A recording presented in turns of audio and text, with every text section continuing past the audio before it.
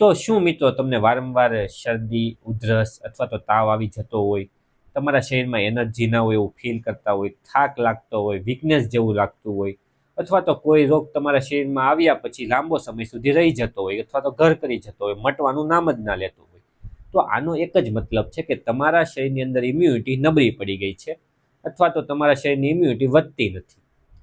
તો આજે આપણે ઇમ્યુનિટી વિશે વાત કરવા જઈ રહ્યા છીએ કે ઇમ્યુનિટી છે શું, એનું કાર્ય શું હોય અને આપણા ઘરમાં એવા કેટલાક પદાર્થો રહેલા છે કે જેનાથી આપણે ઇમ્યુનિટી બૂસ્ટ કરી શકીએ અથવા તો વધારી શકીએ. તો એ જાણતા પહેલા વિડીયોને લાઇક કરો, તમારા ફેમિલી ફ્રેન્ડને શેર કરો, સાથે ચેનલને સબસ્ક્રાઇબ કરવાનું ભૂલશો નહીં અને બેલ આઇકન પર ક્લિક કરો. પહેલા તો આપણે સમજી લઈએ કે ઇમ્યુનિટી વસ્તુ શું છે અને એનું કાર્ય શું હોય. તો ઇમ્યુનિટી એક એવી વસ્તુ છે જે આપણા શરીરને રક્ષણ આપવામાં મદદ કરે છે. જેમ કે ઉદાહરણ સમજીએ કે આપણો દેશ છે, એની ફરતે સૈનિકો રહેલા છે જે આપણા દેશનું રક્ષણ કરે છે. એ રીતે જ આપણા શરીરનું જે બહારના બેક્ટેરિયા, વાયરસ અને અમુક રોગો છે એનાથી રક્ષણ કોણ આપશે? આ ઇમ્યુનિટી વસ્તુ. તો ઇમ્યુનિટી એક મતલબ શું કે ડિફેન્સ સિસ્ટમ. એવા કેટલાક આપણા શરીરની અંદર ઓર્ગનો, ટિશ્યુ અને સેલ આવેલા છે જે આમાં ખૂબ જ ભૂમિકા ભજવે છે. જેમ કે WBC સેલ અથવા તો લિમ્ફ નોડ, બોન મેરો, આ બધી વસ્તુ ઇમ્યુનિટીને બૂસ્ટ કરવામાં ખૂબ જ મદદ કરે છે. ઇમ્યુનિટીના બે પ્રકાર છે, ઇનેટ અને એડપ્ટિવ. ઇનેટમાં એવું હોય કે આપણે જન્મતા વેત આપણને આ વસ્તુ મળે છે, જેમ કે ત્વચા, ચામડી, સ્કિન આપણે સમજીએ છીએ જે આપણને જન્મતા વેત મળે છે અને એ શું કરશે તો બહારથી આવતા બેક્ટેરિયા, વાયરસ, રોગોને અટકાવવામાં મદદ કરે છે. જ્યારે એડપ્ટિવમાં શું હોય કે આપણી અંદર રહેલી વસ્તુ જે છે એ એન્ટીબોડી બનાવે. જેમ કે ઉદાહરણ સમજીએ આપણે તો આપણને અછબડા થાય છે, પરંતુ બીજી વાર નથી થતા, એક જ વાર થાય છે. જ્યારે પહેલી વાર અછબડા થશે ત્યારે આ એન્ટીબોડી અંદર બની જશે. એટલે તો કહેવામાં આવે છે કે ઇમ્યુનિટી સારી હશે તો રોગ પણ આપણાથી દૂર રહેશે. તો આપણે ઇમ્યુનિટી ગુમાવીએ છીએ શા માટે? તો એવી આપણે લાઈફસ્ટાઈલ જીવીએ છીએ અને આપણે એવું ખાઈએ છીએ કે એના લીધે આપણી ઇમ્યુનિટી વધતી નથી અને અમુકની ઇમ્યુનિટી આપણી ડાઉન થાય છે. તો આવા કેટલાક કારણો છે એ પણ સમજીએ. તો એમાંનું પહેલું કારણ છે ઊંઘ પૂરતી ના કરવી. મિનિમમ 7 થી 8 કલાક જેટલી ઊંઘ કરવી જોઈએ કે જેના કારણે આપણી ઇમ્યુનિટી વધી શકે.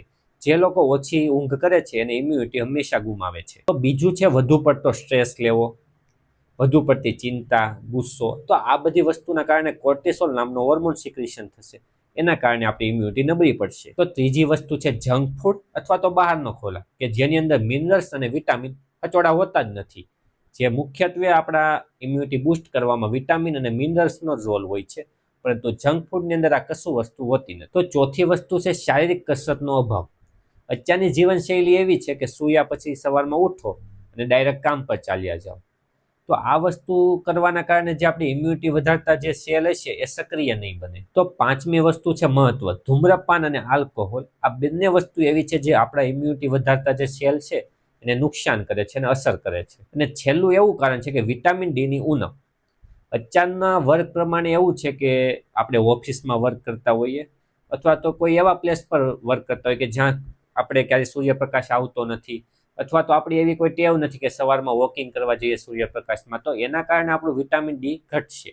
અને વિટામિન ડીનો મુખ્યત્વે સોર્સ છે સૂર્યપ્રકાશ. તો અત્યારે આપણે સૂર્યપ્રકાશ નહીં મેળવીએ તો એના કારણે વિટામિન ડીની ઉણપ આવશે. આ વસ્તુથી જ ઇમ્યુનિટી ઘટી જાય છે. તો હવે લોકોના મનમાં એવા પણ સવાલ થશે, તો ઇમ્યુનિટી વધે કઈ રીતે? આપણે કેવા ખોરાક ખાઈએ અથવા તો કેવી આદત આપણે અપનાવીએ કે એના લીધે ઇમ્યુનિટી વધી શકે?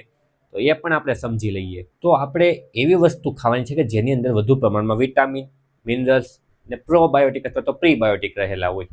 જેમ કે પહેલું સમજીએ તો વિટામિન સી, લીંબુ છે, પપૈયા છે, નારંગી છે, કીવી છે. તો આ બધી વસ્તુની અંદર વિટામિન સી ભરપૂર પ્રમાણમાં આવેલા હોય છે, સાથે એન્ટીઓક્સિડન્ટ પણ રહેલા છે. તો આ શું કરશે? આપણી ઇમ્યુનિટીને બૂસ્ટ કરવામાં ખૂબ જ મદદ કરશે. તો બીજું છે વિટામિન એ. જેમ કે સમજીએ તો ગાજર, મીઠા બટાટા અથવા તો શક્કરિયા, પાલકની ભાજી. તો આ બધી વસ્તુની અંદર વિટામિન એ રહેલું હોય છે જે આપણી ઇમ્યુનિટીને બૂસ્ટ કરે છે, પરંતુ સાથે સાથે આપણે ત્વચાને, શ્વાસ નળીને અને આપણી આંખોને પણ તંદુરસ્ત કરવામાં મદદ કરે છે. તો ત્રીજું વિટામિન છે વિટામિન ડી, જે આપણને સૂર્યપ્રકાશ, દૂધ અને મશરૂમમાંથી મળે છે. જે આપણા વ્હાઇટ બ્લડ સેલ છે જે આપણી ઇમ્યુનિટી બૂસ્ટ કરવામાં મદદ કરે છે અથવા તો એન્ટીબોડી બનાવે છે, એને સક્રિય કરવામાં ખૂબ જ હેલ્પ કરે છે. તો જે વસ્તુની અંદર ઝીંક રહેલું હોય, જેમ કે બદામ, દાળ અથવા તો તલ, આ શું કરશે તો એન્ટીબોડીને બનાવવામાં ખૂબ જ મદદ કરે છે. તો પાંચમી વસ્તુ છે પ્રોટીન, જે વધુ પ્રમાણમાં કઠોળ, દાળ છે, મગ છે અથવા તો દહીં, પનીર, આ બધી વસ્તુની અંદર પ્રોટીન રહેલું છે. જો પ્રોટીનની જ આપણા શરીરમાં ઉણપ હશે તો ઇમ્યુનિટી ક્યારેય નથી વધવાની. છેલ્લી વસ્તુ આવે છે પ્રોબાયોટિક. દહીં છે, છાશ છે, અથવા તો આચાર, અથાણું, કે આની અંદર પ્રોબાયોટિક નામના બેક્ટેરિયા રહેલા હોય છે, જે આપણા પાચન તંત્રને અને ગટને ખૂબ જ હેલ્ધી રાખે છે.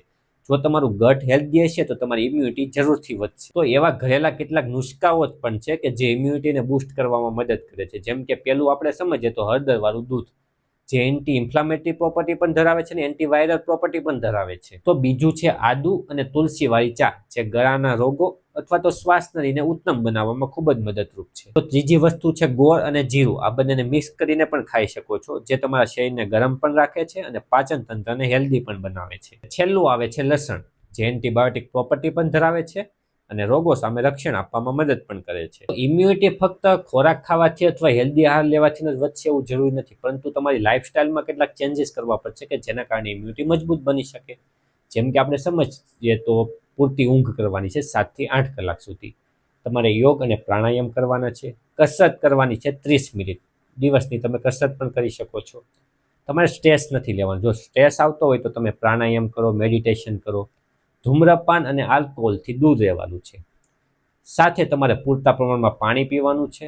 તમારે રેગ્યુલર તમારા હેન્ડને વોશ કરવાના છે, કારણ કે તેમાં ઇન્ફેક્શન રહેલું હોય તો તે તમારા મુખ થ્રુ તમારા શરીરની અંદર ના જાય. ખાસ એવા કેટલાક લોકો છે કે જેને ઇમ્યુનિટી વિશે ખૂબ સતર્ક રહેવું પડશે, જેમ કે બાળકો છે, વૃદ્ધ છે, જે લોકોને લાંબા સમયની બીમારી છે, જેમ કે બીપી, ડાયાબિટીસ અથવા તો હૃદય રોગની બીમારી. તો આ લોકોએ ખૂબ જ કાળજી રાખવાની છે, કારણ કે તે લોકોને ઝડપથી રોગ પકડી લેશે અને બીમાર પણ પડશે. આયુર્વેદમાં એવી કેટલીક ઔષધિ છે જે આપણી ઇમ્યુનિટી બૂસ્ટ કરી શકે છે, જેમ કે આંબા, અશ્વગંધા, તુલસી, જે આ બધી જ વસ્તુ આપણી ઇમ્યુનિટીને બૂસ્ટ કરશે, આપણા શ્વસન તંત્રને પણ હેલ્ધી રાખશે, ચામડીને પણ હેલ્ધી રાખશે, કેમ કે તેમાં વિટામિન સી રહેલું હોય છે અને આપણા શરીરને પણ તંદુરસ્ત રાખવામાં મદદ કરે છે. સાયન્સ પણ કહે છે કે વિટામિન સી, વિટામિન ડી, ઝીંક અને પ્રોબાયોટિક આ એવી 4 વસ્તુ છે જે આપણા ઇમ્યુનિટીને બૂસ્ટ કરવામાં ખૂબ જ મદદ કરશે. તો શું મિત્રો તમે આમાંથી ખોરાક, લાઈફસ્ટાઈલને ચેન્જ કરશો?